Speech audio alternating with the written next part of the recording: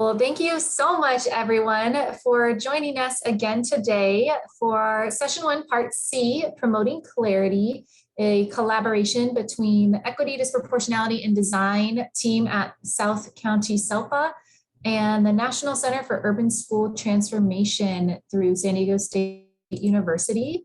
Our session today is going to be focused on promoting clarity. If you were able to join us for that first session, we'll be following up and doing a little bit of review and also just talking about next steps with promoting clarity. A little bit about our team, our ED&D team, as we like to call it, Equity, Disproportionality, and Design. Its goal is to really give all students the opportunity to live up to their full academic and social potential. We are led by our fabulous Executive Director, Russell Coronado, and our team you can see here. And with that, I am actually going to turn it over to our incredible guests who are going to be sharing their research and learning around promoting clarity and also just award-winning and best teaching practices. So with that, I'll turn it over to you, Dr. Johnson and Kara and team. Kara, please. Okay, hi, good afternoon, everybody. My name's Kara Riggs. I am an executive coach, a proud one with NCUST, and I am a San Diego transplant from Omaha, Nebraska after a 30-year career in public education. And I did things like teach high school English and be an athletic director and an assistant principal there, and then also a middle school principal and a high school principal. High school principal is what I enjoyed the most. So it's fun to be here and back helping schools and leaders and teachers perform at high levels so that their kids get the most awesome of results. So thanks for having us. And I don't believe that Rupi Boyd has joined us yet. So I'm going to go ahead and proceed.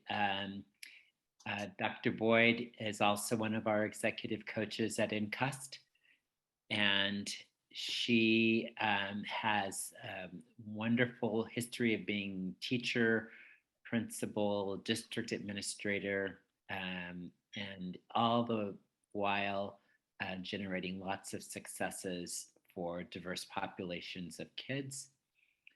We also have with us, he's not pictured here, but Dr. Jose Iniguez. Jose, would you like to say hello? Absolutely. Hi, everyone. I am very grateful to be here, very excited, and I won't bore you with all of my background, but suffice to say, I am excited to be here.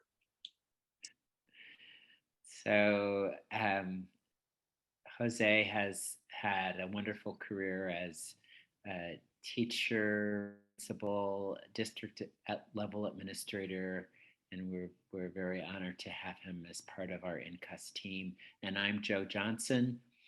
I'm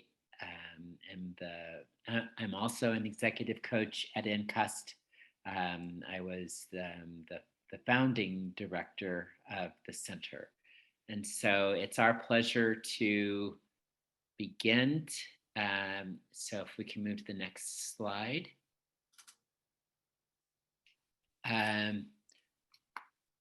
Just to give you a little bit of background about the center, we opened in 2005, and since then we have been visiting, awarding, and celebrating amazing schools from all over the country, where children from all demographic groups achieve fantastic learning outcomes. Not just test scores, but lots of evidences of academic success, learning success, schools where we see engaged and empowered students, and we see them from every racial, ethnic group. And so at NCUST, not only do we have, as part of our mission, celebrating these wonderful schools, it is our mission to support other schools in emulating those results and in generating equitable and excellent learning for all of their students. So we are so happy to work with you and with other schools and districts who have a real passion for becoming a model of equity and excellence. Um, our name is National Center for Urban School Transformation, and that's part of our history. That's how we started. But the truth is that our mission has broadened. We're eager to support any school or district that's committed to improving learning results for all demographic groups. So next slide. That's mine, Joe. So, yes, please. Okay, so Joe shared with you what our mission is. It reminds me, Joe, of covering a conference here in San Diego with an NCUST booth, and we had the map of all of the pinpoints across the country of schools that had won our awards. And people would actually walk by us and say, because it was titled America's Best Urban Schools, "You mean there are some?" And it was so exciting to show the evidence of the schools that truly are getting these phenomenal results that we truly do want to spread across the country as much as we can. So our knowledge base is, the question is, what do we know for sure? And with all of the schools that we have awarded over the years, there are definitely some common denominators of what's happening behind the front doors of the buildings. And one is that we know at the center of everything is teaching and learning, and that it truly does matter. And it matters that it happens in more than one classroom or just a few. It truly is a coherent situation where it doesn't matter what fourth grade teacher your child gets, they're going to get the same quality teaching and the same outcomes too. We know that culture does matter as well. We say it's the foundation of all other things. Without it, we simply can't see evidence of student achievement without a culture that is a place where kids run to class and teachers wouldn't imagine working in any other school. And parents, like I said before, have done illegal things to make sure their kids stay in that particular school. So that culture is truly the foundation. We know that systems matter. And what I mean by that are, protocols and processes and just procedures, routines, and things that are strong and get tweaked all the time. Systems do matter in the excellence of these schools that we award. And as Joe says a lot, there's no evidence of a school turning around without a great leader. And leadership does indeed matter. And leaders in these schools build capacity and efficacy across the building. So there's more than one leader in that building. Thanks, Kara. Mm-hmm. So these are some of the books that NCUST has written.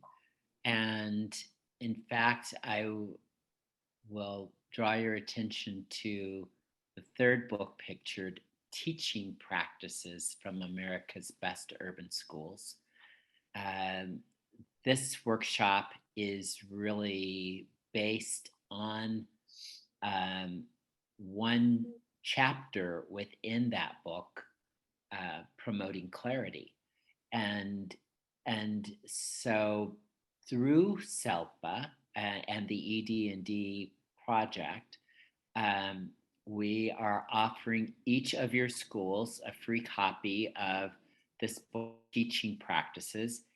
And I believe that Erin has put information in the chat where you can fill out something to request your free copy. So if you have not already done so, you should access your free copy of Teaching Practices from America's Best Urban Schools. So, can I do a little promotion of that? I didn't write the book. our illustrious Joe Johnson wrote the book, but it is, as a former principal, I'm just sick that I didn't have it back in the day, because it is so wonderfully focused, and it is the uncomplicated version of all of the best things that happen in really high performing schools. So it's really a treat to have. Well, thanks, Kara. What I will say is that there is not a whole lot within this book that would shock you. Um, these are very practical, down to earth things that we see over and over and over again in these very successful schools. But sometimes there's nuances that make a big difference in whether or not something is successful. And so each of these chapters within the book focus on one particular practice. And so this workshop focuses on the practice of promoting clarity. And so we're going to get into that with kind of a quick review of what we talked about last time. And so within this, within our session last time, I'm sorry, let's talk first about our goal for this time. Then we'll get to the review of last time. So in this workshop, we hope to ensure that you and whoever is participating from your school will understand what educators in high-performing schools do to promote clarity in teaching. Also, we want to just help you strengthen and build upon the efforts that you've made to promote clarity at your school. And the idea of this workshop is to support your colleagues as they endeavor to promote clarity through everyday teaching practices. So that's what we're all about today. The last time we met, next slide, we heard from three amazing panelists from schools that we have awarded. Sonia Escobar is a teacher at Silver Wing Elementary, and Teresa Corona is her principal at Silver Wing Elementary. And then Stephen Fun is a teacher at Feaster Charter School. And each of them talked a little bit about this notion of promoting clarity as it lived in their schools. And so Kara is going to do a quick recap of what Sonia and Stephen talked about. So, we didn't create the term promoting clarity or the practice of promoting clarity. You've all probably know the research of Hattie, but we clearly are supporters and can validate for Hattie research about what we see in America's highest performing schools. And so Sonia Escobar, she talked a lot about how she starts lessons with both lesson intentions and success criteria. And what we don't see in a high performing classroom like Sonia's is compliance. Here's your configuration board. You've spent 45 minutes putting it together in the morning when you get to work, and hopefully an administrator walks in so they can check a box that you've got learning intentions, lesson intentions on your board. No, Sonia goes through it before every lesson to promote clarity and to ensure that all of the time that she's put into the messaging and the referencing is going to achieve clarity for students about what they need to know and understand by the end of each lesson. So to that end, and I'm going to interrupt you, Kara, just for a second to say that in Sonia's class, like in so many of the classrooms that we find in these high-performing schools, the lesson objective or the lesson intention is more than just words on a wall. It's really an articulation of a mission. The teacher is saying, this is what I am committed to helping you be able to do by the end of this session. And when kids see and understand and feel that mission, it's like their brains are enlisted in the process of joining in and learning so that that mission is achieved. Thanks, Kara. Sorry. You bet. The mission is achieved and students are really clear about what it's going to take. Yes. So we also heard from Stephen Fawn from Feaster. Feaster's a fabulous place if you ever have a chance to go visit it. But Stephen talked a lot about how the planning process is just essential in promoting clarity for students, and that everything is intentional with he and his colleagues at the same grade level and their PLCs. They are constantly talking about ways in which they can create lessons that kids are most likely to get it the first time around. One of the things he talks about is solving problems and making those problems relevant to the kids and the examples that he gives. He talks again too, I think the next slide is about Stephen, if you want to move there. Yeah, he also talks about the walls that teach, the manipulatives, the graphics, the things that kids can touch and smell and hear, and all of those things that really bring the concepts to life and the aha moments for students. So it's all about seeing and understanding through what he and his colleagues present. I think in that regard too, Stephen, like so many other great teachers, recognize that just because kids have heard it, they don't necessarily get it. Mm-hmm. Especially children whose first language is not English, especially children who may not speak the same English that is spoken in the classroom every day. And so for many of those students, if they're going to really get it, if they're really going to achieve clarity, they might need to see what we're talking about.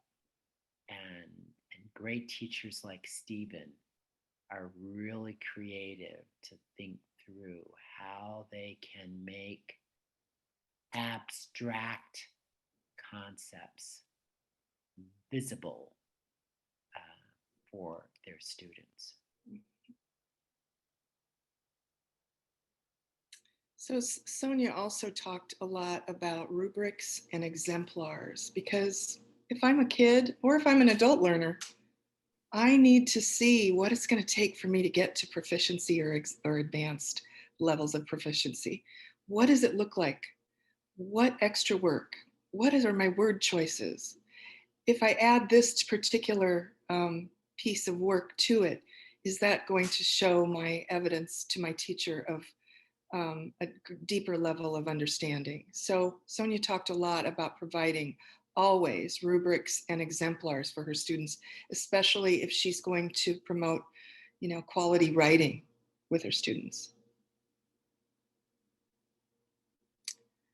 So the next is just a graphic that sort of summarizes all of those things that we heard from both Sonia and Stephen. And the first was, of course, starting with the end in mind, really having a deep understanding of what kids are supposed to learn by the end of the lesson or the unit.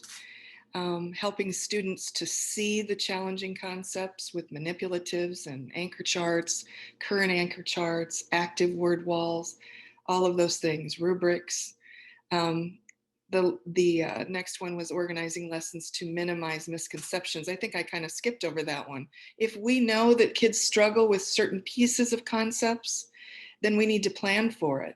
And what are the things that we're going to do intentionally so as to minimize those misconceptions that hold them back from mastery? And then also, again, the rubrics and the exemplars are just essential for really getting students to and to ensure that they are in the process of their learning and having goals to get to the various levels of mastery. So the reason why we're sharing all of this with you is not just because we think promoting clarity is a cool thing to do. We're sharing this with you because in those 167 schools where we find all demographic groups of children achieving remarkable levels of academic success, we find abundant clarity in teaching. And we found that more students understood and mastered challenging academic concepts just with Tier 1 instruction. As well, or maybe you could say in particular, we found that more students of color, more students with special needs, more students who were English learners, understood and mastered challenging academic concepts after just Tier 1 instruction. In some schools, you don't get great clarity until you demonstrate that you failed. Mm. And then we provide that clarity through intervention. But at these very successful schools, they build that clarity into that Tier 1 instruction. And as a result, there are fewer children who need intervention, who need Tier 2. And the nice thing about that is that then when you have fewer children who need Tier 2 instruction, teachers are better able to tailor that intervention so that it will be effective. So in these very successful schools, they win first by making it such that students are more likely to learn and learn successfully as a result of Tier 1 instruction. But then they win a second time because when students do need intervention, and there's always going to be some who will, but when they do need intervention, because there are fewer of them, teachers are able to tailor that intervention in a way that's much more likely to be powerful. So we also, next slide, heard from the principal of Silver Wing, Teresa Corona, and she talked to us in this last session about how she supports all of her teachers So yes, we had the one wonderful teacher that we featured the last time, but this, as Kara pointed out, is not a one teacher show. Uh, these are whole schools where we see these practices abundantly. And so Teresa talked about what she did as the leader of the school to help all of her teachers uh, increase the extent to which they were promoting clarity. And she talked in particular about how she used ongoing professional development efforts to help teachers understand the importance of promoting clarity and how they can promote clarity in each lesson. This is not a one time thing kind of professional development because this is so important long term the in a school's efforts to improve academically. But also Teresa talked about how she structured PLCs, their teacher collaboration meetings, in a way that helped teachers really think about how they were going to promote clarity in each lesson. Also, very consistently, Teresa observed classrooms and gave teachers a lot of positive, constructive feedback as they endeavored to promote clarity in teaching. Teachers at Silverwing knew what Teresa was looking for. She knew that she wanted to see that students really understood what they were expected to learn. She wanted to see that there was planning that was going to help uh, steer students away from misconceptions so that they would really understand the first time. She wanted to see that there were these wonderful visual representations that students didn't have to simply rely on the teacher's voice in order for them to develop understanding. And then also, Teresa wanted to see that there were rubrics, that there were exemplars, that there were things that the kids could see so that they could guide their own practice. They could have some ownership in the, they could think, oh, well, this is what I need to do to get a great grade on this. Well, here's where it's all spelled out. And so I know as a student what I need to do in order to succeed. So those were the things that Teresa talked about. So now we have an opportunity to engage you in some conversation. And what we're going to do is divide you into 3 different breakout rooms. And Kara, Jose, and I will be in each breakout room just to facilitate. But what we're wanting you to do is to first have somebody volunteer to share out in just a few minutes so that we can learn about what each of you are doing to promote clarity in teaching at your school.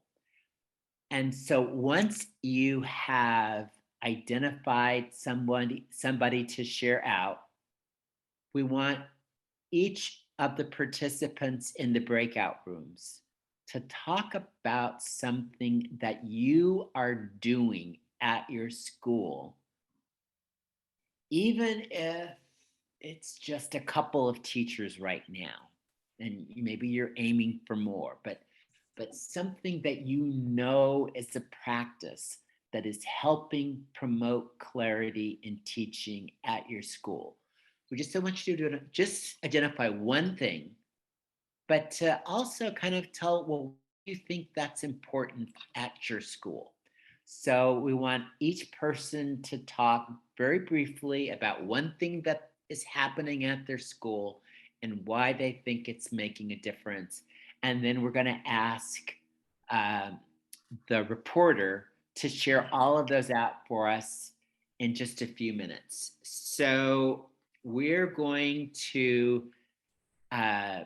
aim for a 10-minute breakout. And so there's not going to be much time. So please get ready to jump in and volunteer to be that reporter, and then make sure that everybody gets a quick turn to say one practice at your school that's promoting clarity and why you think that practice is making a difference. So Adrian, if you could move us into breakout rooms, thank you. Slide is the share out slide, and so we should have 3 reporters. Which reporter wants to go first? Well, Erin was fresh in the middle of a sentence, so let's go with Erin. She's going to be our reporter from our group. Breakout Great.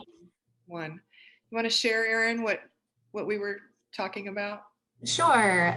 We heard some great things in our group, and I was just sharing that when I was recently a site principal, and one of the powerful ways that I saw clarity being promoted at our school site was teachers would use learning intentions. So what really was their overall focus for the lesson, and students would co-create what that success looked like at the end. Right away, we were able to see if there were misconceptions. There was student ownership because they knew exactly how to articulate what it was they were going to be doing to show they understood that topic or content. And it just, I think, really put the thinking always from being on the teacher and onto the student, which is always a goal when we're talking about teaching and learning, right? So that was a really amazing practice that I got to see and work with my teachers on when I was a site principal. That is excellent. Thank you. Yeah. Joe, how about your group? Or Erin, did you want to share any of the other examples? I think there was an example I wanted to share, and I really appreciated because we have such a wide variety of participants.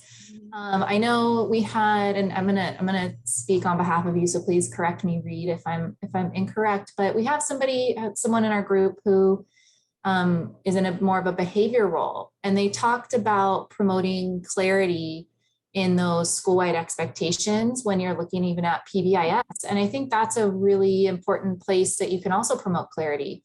And that is a tier 1 support as well that provides an opportunity for students to be able to learn and access school and hopefully not end up needing those tier 2 and tier 3 supports. Ultimately, we know they may with behavior, but having clarity, again, I think in that tier 1 with those behavior and school-wide expectations is another really great example. Yeah, and just to kind of follow up on that a little bit, part of what we do with the TFI is a walkthrough, right? So you walk around the campus and you ask students about behavior expectations.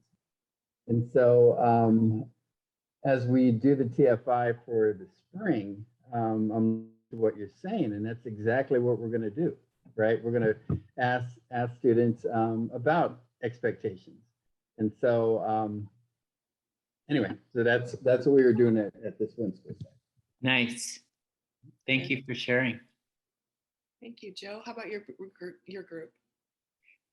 Erica. I will report we had 3 different ideas. So one way was through project-based learning. It's helpful because allow students to see how concepts apply to like what's happening in the real world. Another one was just through assessing where students are to activate their background knowledge and understand what students know and don't know so that we can make next steps in instruction. And then we talked about how to leverage student talk to check for understanding, but also promote clarity in terms of, I think a little bit like what you were saying, Erin, where you said students co-create what success would look like, but if they have the expectations, you can confer with students and check in with them to see, you know, where they are in their work. Excellent. And that also connects back to what Reed just said in terms of the behavioral expectations, because a school may have something written about a behavioral expectation, and we might assume that students understand exactly what that means. But when educators are doing what Reed and his colleagues are doing, it's a great way of knowing if, in fact, students really understand what that's all about, so that there may need to be some clarification. So I think everybody did a great job. Give yourselves a hand. Thank you. Jose's group. Yeah. Oh, I'm sorry. Yeah. I'm sorry. We got some more good stuff coming. Yeah, that's funny. You can see the tear here I'm shedding because you forgot about us. I'm sorry, Jose. No, all kidding aside, Dominic is actually our reporter, and I'll let him speak. Perfect. Yeah, our group we were talking about, I think for like clarity with the students, we had somebody who was saying that they were a principal, and she was talking about how like just making a routine for the kids kind of helps with them understand like where they're supposed to be and what they're supposed to be doing, but it also kind of sounded like it might be a little bit of a double-edged sword, because then they get stuck in a routine, so they just kind of do it because that's what they know they're supposed to do. And then some other stuff we were talking about was just I was talking about as an occupational therapist, like, you know, well, like my job for making sure that there's clarity between like what I'm trying to get done and what I need the teachers to get done is kind of trying to make sure that I'm explaining anything to them in a way that they can understand. So it'll be like the same for the kids, just kind of trying to make it more like client centered. And then also just making sure, like everybody else has been saying, like making sure that you're having that person repeat back that information to you to make sure that you understand that they understand, and vice versa, or, you know, be able to clear up any gaps in that knowledge. Excellent.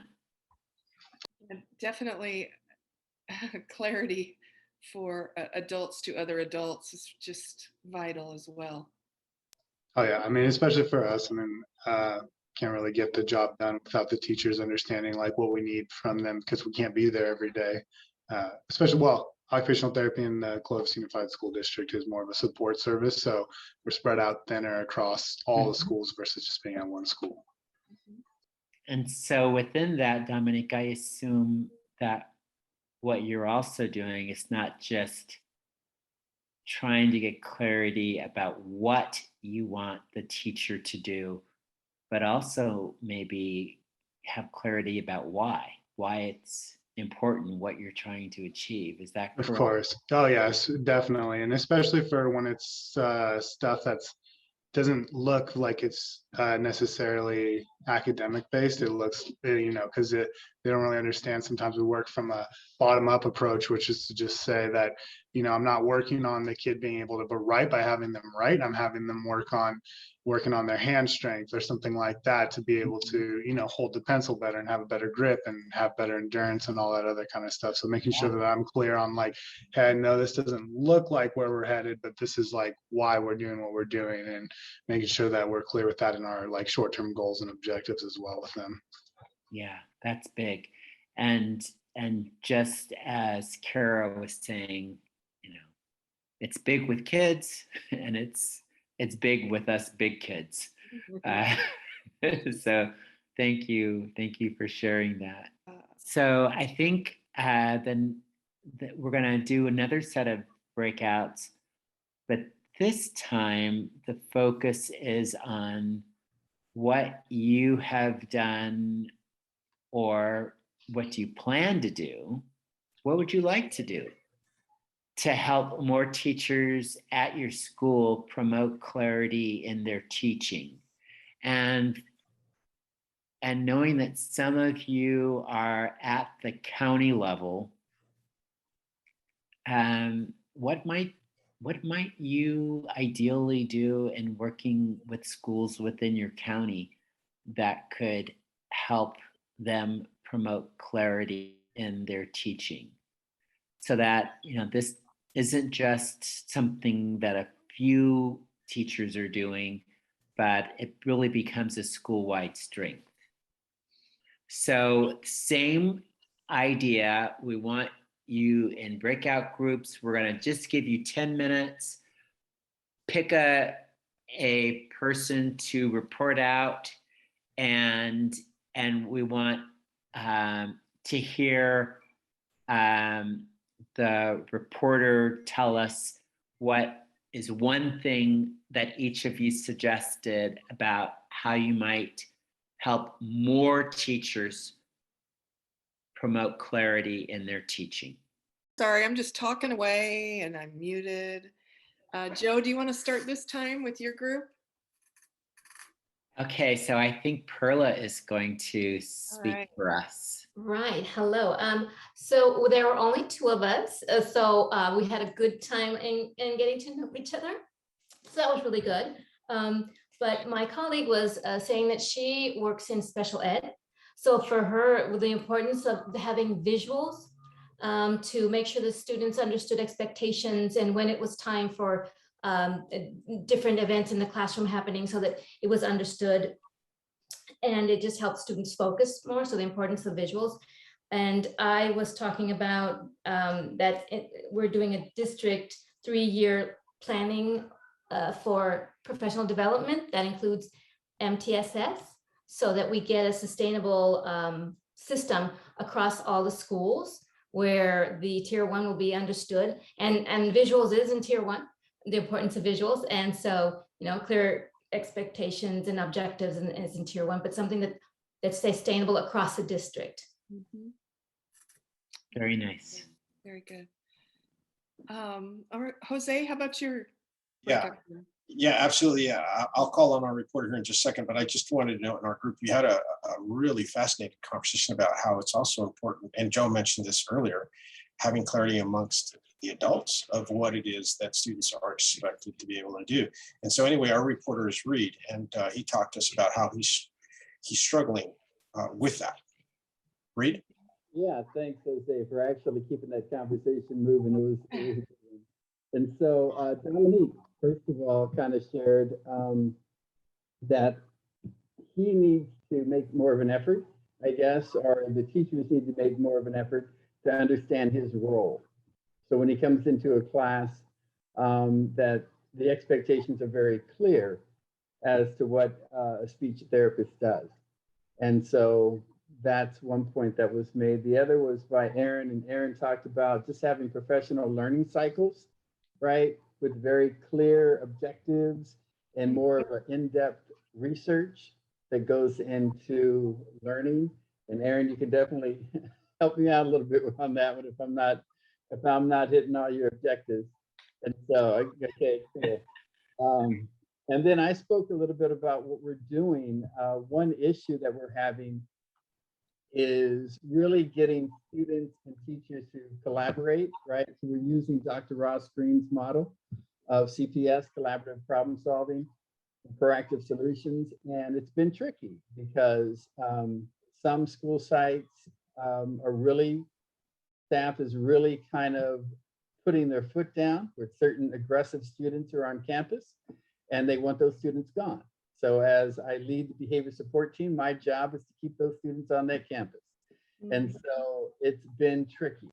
Mm-hmm. And so it's really working with motivated staff that's on campus to kind of implement this model.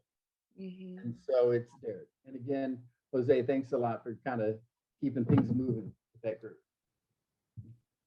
That's great, Reed. Ask and they will tell you. Those kids, we really lean on student voice a lot in NCUST. Okay, Shaheen, you want to share our group? Sorry. Speaking of providing support, I was doing two things at the same time. Two. Can you hear me? Wait, hold on. Yes. I was on another virtual thing, supporting a teacher with progress report goal stuff. But I think I got most of what my team was saying. So one of the things was having more frequent discussions with staff. So this was coming from, the administrative folks on site, having clear expectations and making whatever it is that you're expecting of your teachers to make that a priority. Something else was discussed that was objectives. So if you're going to talk to them about lessons and delivery of lessons to ensure that the objectives are communicated clearly. An example, I believe, if I heard it correctly, was how when the students were sharing or speaking, the responses that we're getting were not maybe quite related to what the objective of the lesson was for that particular lesson.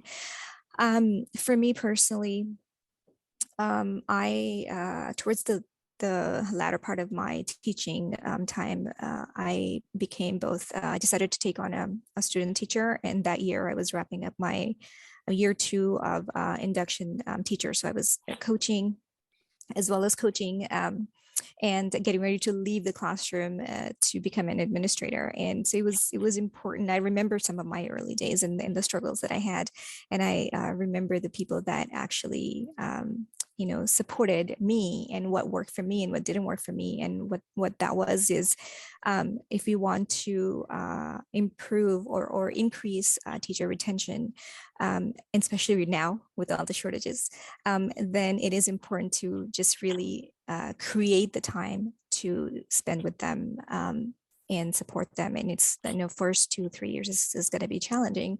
So having coaches and other people on site who can, divide and conquer so that it's not up to an administrator with, 2-3 administrators with 100 staff, and just sharing, the responsibility in that sense as well, I think is important. If I've missed anything from my team, if you guys want to chime in, please do. That was good, Shaheen. Thank you. That's it. 3 groups. So Great. Go ahead, Joe. I just want to make an observation that, while we wrote this book with a focus on what worked for children, what I have learned over the years is that so much of what works for children also is important in adult learning. And I think that in many of your comments in this last breakout were oriented to maybe everyone's recognition that learning is learning. And if you want adults to learn and learn successfully, promoting clarity is important for us adults as well as it is for children. So it's just a sidebar observation. Go ahead, Kara. Well, so our last box here, really, maybe one of the last, is we wanted to give you an opportunity to ask any questions that you might have. What comes to mind is maybe a question you could have that you could put in the chat, and I will kind of monitor that, and then we can help answer those questions. Actually, why don't we just ask it? There's not there's not that many people. Need to put it in the question box. But if you have a question that's burning you right now, let's hear it. Unmute yourself and share. Yes, I could go real quick. So at my school, I'm one of the only classrooms without technology. I don't have a projector. I don't have a document camera. I don't have a smart board. I don't have a TV in my room at all. And I do special education for instruction. all I have is really a whiteboard as my means of adding to the curriculum besides textbooks and paperwork and everything like that. I know it's very hard with limited resources to promote clarity, but if there's any strategies you can think of or things to use in regards to utilizing like the whiteboard or like visuals that you can think of without having technology, that would be very helpful. You want to take that, Joe? So,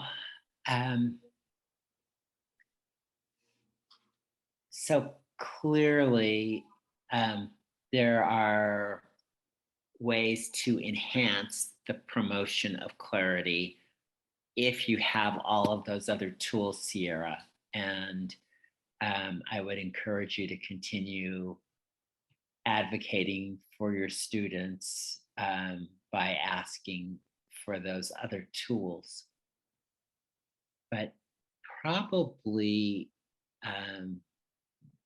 it's important for you to keep in mind that your biggest tool for promoting clarity with your students is within your head and your clarity about what it is that you want your students to learn. And then your communication with your students so that you're hearing back from them what they think you're wanting them to learn.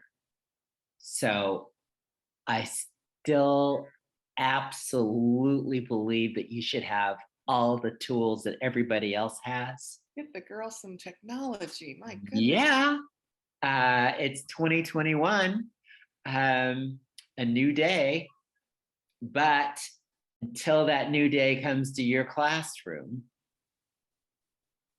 keep in mind that you got a lot of capacity to make a difference for your students just by making sure that you're clear what is it that you want your students to know and be able to do in this half hour or in this 15 minutes. And then before you pursue it, making sure that the students know and really understand where you're headed so that they can help maximize the likelihood that you get there. How's your handwriting, Sierra? Handwriting's pretty good. And I was going to say thank you for that. Communication has been what I've always been trying to use in my room and always just talking with one another. I have requested a smart board Good. back in August, but we're still kind of waiting as far as I haven't heard anything else. But that's the hardest part for me is they have the technologies in their gen ed rooms, but when they come in here, they don't have that. So that's where that translation, but knowing the communication and being consistent, that will help. Yeah. Very good. I'm thinking of some good old school tools like your whiteboard, but you need good, fresh inked markers. Okay. I can't tell you how many recently classrooms I've been in and you're like, what does that say? Because their markers are just like nothing left in them. So your whiteboard is there and you can use that. You also need to snatch in any supply room the anchor charts because they are so great. If you have white desks, maybe you get some markers where kids can write on the desks. Even I've seen, and I am going old school now, like paper plates are whiteboards for kids. Mm-hmm. You know? So, I mean, be creative, Sierra, and you share with your school administrator that you're going to do this for so long, but you know that down the street, there's a school where every special ed teacher also has a computer, a smart board, blah, blah, blah. That's just Thank you. Horrible. Sorry, a little editorial there. May I add to that, Kara? Yes. Please. So Sierra, if I may, in listening, Actually, I was in a very similar situation when I was a high school social studies teacher, no technology and the like. But in hearing what Kara and Joe just said, it reminded me of one thing that I used to struggle with is when you talk about concepts and making that approachable or understandable or accessible, right? That is promoting clarity. How do you promote these complex concepts without that? And so one of the things that I resorted to, and I found that it worked pretty well, were simulations with manipulatives in the room. And sometimes complex concepts, when you find ways to have students experience that, or at least a microcosm of that through a simulation, tends to also work. Of course, technology is important, but until that point. Thank you. Great question. Thanks, Sierra. Joe, if I could just add one more comment to that. Sarah, I think you're going to be a better teacher in the long run, because when, like, most of the people on this call started teaching, we didn't have that technology. I mean, that's just how we got going, and building those relationships with kids, right? That's, those personal conversations, that's how they happen, right? Compared to relying on technology. So I just want to let you know, you're probably going to be a better teacher because of this. Yep. That's right. That's right. Dr. Johnson, can I share something too, just from what I've seen? Some of, and I was a special ed teacher as well, Sierra, and I think, and I don't know what level you're teaching at, but kind of going old school, like Kara said, even just choral response, like how much can you get them to talk about what it is they're going to be learning? Can you have them, can you have a rubric? How could you use exemplars, right? An example of what that product is, and review that with them. Like, when we're going to do our writing today, this is what I want to see, 3 sentences, like, and like making it almost like a checklist even for them. Or, you know, I think going back to just those simple things that we sometimes just like, oh, well, we take for granted, I guess, sometimes even TPR, like how can you get them up and moving with whatever it is. Now high schoolers might not want to do that as much, but you might be surprised. You might be surprised. Okay, so K6 mild mod. You know, I think, yeah, and again, just maybe when you're writing objectives, print out, if you have access to a printer, and if you don't, you find one, but print off pictures that go with some of those terms or those words. You know, maybe some students need that on their desk, making copies of that for like individuals on their desks, or using a sentence frame that's the same every time that they get familiar with, right? So just some of those little things that we as teachers know, but we forget that those are those practices that really can promote clarity. Great, great suggestions. Thank you, Erin. Does anyone else have a question that they would like to have answered? We're gonna be ending in just a couple of minutes, but we don't want to cut off any great questions.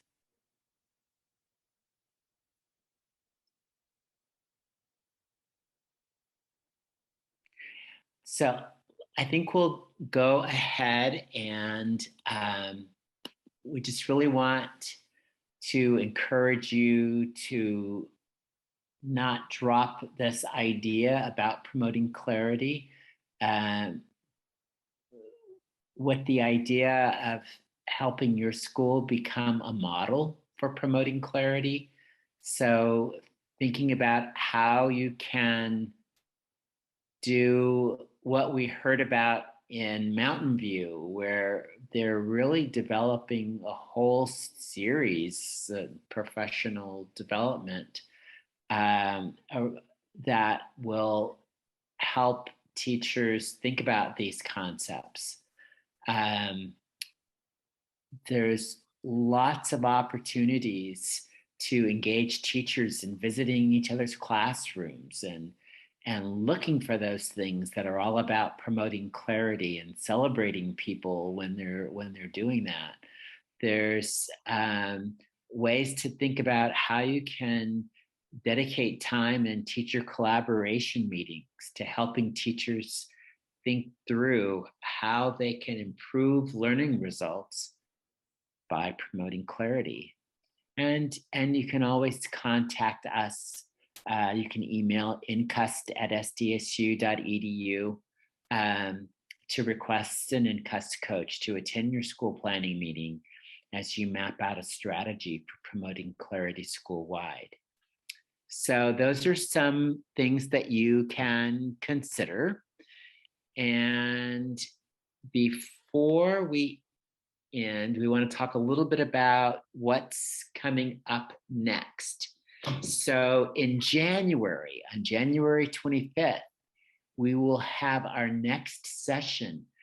And this is a biggie. It's focused on the fact that in these very successful schools, we found abundant checking for understanding and providing feedback and adapting instruction based on those checks for understanding. And so on the 25th at 3 o'clock, you'll have an opportunity to hear from teachers and administrators in some of our award-winning schools. We'll have different people from the last time. These are all schools that serve low-income communities.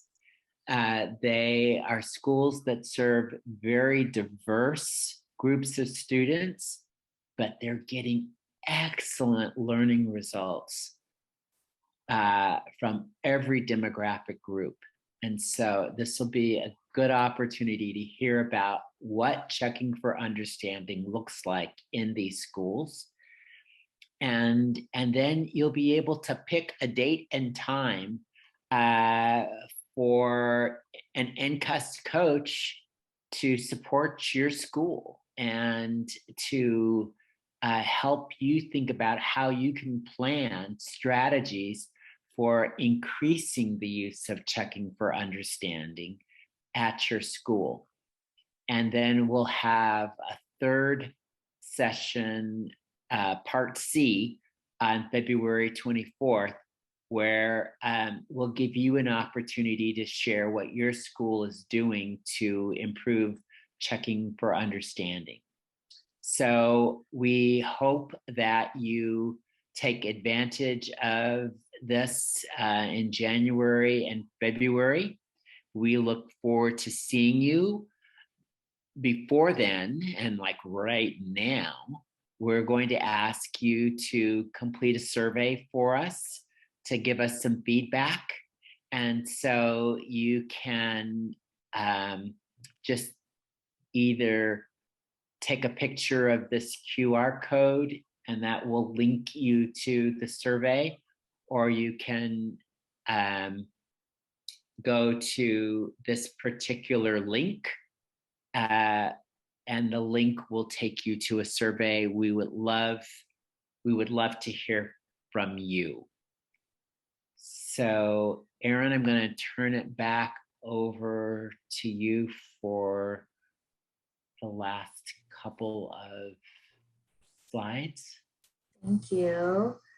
And so what we're going to typically do is give you a minute or two, everyone, to go into the survey. It's really quick. We really appreciate your feedback so that we can make sure that these workshops are as beneficial as possible for you. So if you wouldn't mind just taking a moment to do that for us. We can put our awesome playlist back on.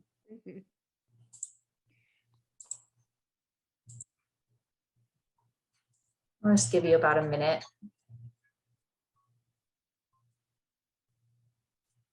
Survey. I just want to say thank you again so much to our partners at NCUST. We are so grateful to be able to share some of these Tier 1 best practices that can support students across our school system so that we can ensure that every student has access to high quality learning opportunities. Again, our program and our project is funded by the California Department of Education, so we always like to make sure to thank them.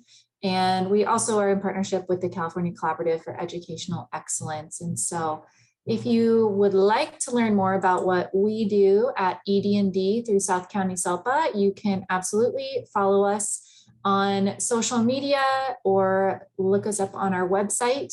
This training will be available in a few days. We have a new YouTube channel, and so we will share that out with you all, so that if you have any colleagues you think might be interested, please share it with them. The more that can get this great learning, the better. And with that, I will just remind you again to save the date. Our reminders and more information about that next session will be coming out shortly. I believe the link in the flyer already went out once. So if you didn't get it, make sure to check for that again so you can sign up for our next session. And anything else, Jeff? Thank you so much. Awesome. Thank you all for being here.